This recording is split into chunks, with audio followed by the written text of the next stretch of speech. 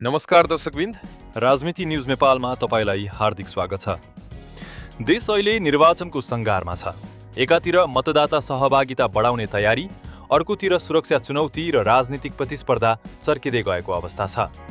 आजको कार्यक्रममा हामी देशका विभिन्न भागमा देखिएका निर्वाचन सम्बन्धी गतिविधि, सुरक्षा अवस्था, प्रशासनिक तयारी र चुनावी प्रतिस्पर्धाका विषयमा विस्तृत रूपमा जानकारी दिनेछौँ। कार्यक्रम अन्त्यसम्म हेर्नुहोस्। आजका मुख्य समाचार। निर्वाचनमा मतदाता सहभागिता बढाउन 3 दिन सार्वजनिक बिदा दिने सिफारिस। निर्वाचन नजिकिँदै गर्दा रौतहटमा 2 समुदाय बीच झडप, सुरक्षा चुनौती बढ्यो। स्याङ्जामा 51 प्रकारका निर्वाचन सामग्री आइपुग्यो।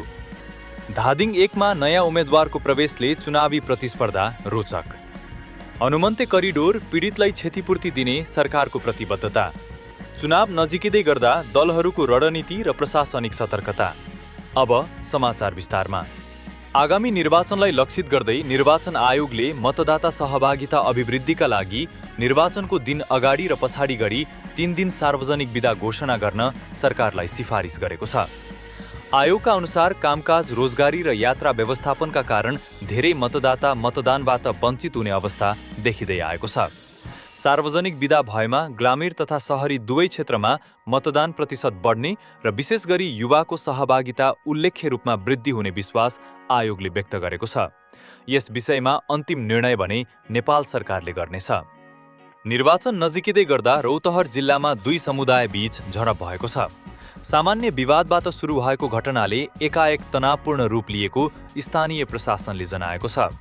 घटनापछि संवेदनशील क्षेत्रमा प्रहरी, सशस्त्र प्रहरी र प्रशासनको उपस्थिति बढाइएको छ। सुरक्षा निकायले निर्वाचनलाई प्रभावित पार्ने कुनै पनि गतिविधि सह्य नहुने र दोषीमाथि कडा कारबाही गरिने स्पष्ट पारेका छन्। यो घटनाले निर्वाचनको सुरक्षा व्यवस्थामाथि गम्भीर प्रश्न उठाएको छ। निर्वाचन तयारीकै क्रममा स्याङ्जा जिल्लामा मतपत्रसहित 51 प्रकारका निर्वाचन सामग्री आइपुगेका छन्। जिल्ला निर्वाचन कार्यालयका अनुसार मतपेटिका, छाप, मतदाता सूची र मतदान केन्द्रमा आवश्यक सम्पूर्ण सामग्री क्रमशः मतदान स्थलतर्फ पठाइँदैछ। अब कर्मचारी व्यवस्थापन, मतदान केन्द्रको तयारी र सुरक्षा समन्वयलाई तीव्रता दिइएको जनाइएको छ। यसले निर्वाचन समयमै र व्यवस्थित रूपमा सम्पन्न हुने सङ्केत गरेको छ। धादिङ निर्वाचन क्षेत्र नम्बर 1 मा यसपटक चुनावी प्रतिस्पर्धा निकै रोचक बन्दै गएको छ।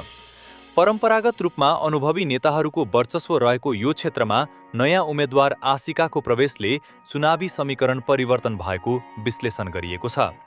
स्थानीय मतदाताले विकास, रोजगारी, सुशासन र नयाँ नेतृत्वलाई मुख्य एजेन्डाका रूपमा अघि सारेका छन्। यसकारण धादिङ 1 चुनावी नतिजाको दृष्टिले चासोको केन्द्र बनेको छ। यसैबीच हनुमन्ते करिडोर विस्तारका क्रममा प्रभावित नागरिकलाई क्षतिपूर्ति दिने विषय फेरि चुनावी बहसमा आएको छ।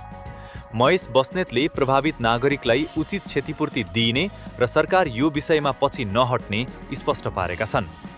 यो मुद्दा स्थानीय स्तरमा मात्र नभई राष्ट्रिय राजनीतिक बहसको विषय समेत बनेको छ। समग्रमा हेर्दा निर्वाचन नजिकिँदै गर्दा प्रशासन तयारीमा सक्रिय देखिन्छ। राजनीतिक दल प्रचारमा व्यस्त छन् र मतदाता सचेत हुँदै गएका छन्। तर साम्प्रदायिक तनाव, अफवाह र गलत सूचना अझै पनि चुनौतीका रूपमा देखिएका छन्। निर्वाचन आयोगको सक्रियता र सुरक्षा निकायको सतर्कता निर्वाचन सफल बनाउन महत्त्वपूर्ण हुने देखिन्छ। दर्शकवृन्द, निर्वाचन लोकतन्त्रको सबैभन्दा ठूलो प्रक्रिया हो। शान्ति, सुरक्षा र व्यापक सहभागितासहित निर्वाचन सम्पन्न हुनु सबैको साझा जिम्मेवारी हो। 3 दिन सार्वजनिक बिदाको सिफारिस र सुरक्षा व्यवस्थाबारे तपाईँको धारणा के छ? कमेन्टमा आफ्नो विचार लेख्नुहोस्। यस्तै विश्वसनीय र तथ्यपरक राजनीतिक समाचारका लागि राजनीति न्युज नेपाललाई सब्स्क्राइब गर्न नबिर्सनुहोस्। फेरि भेटौँला अर्को समाचारमा। धन्यवाद।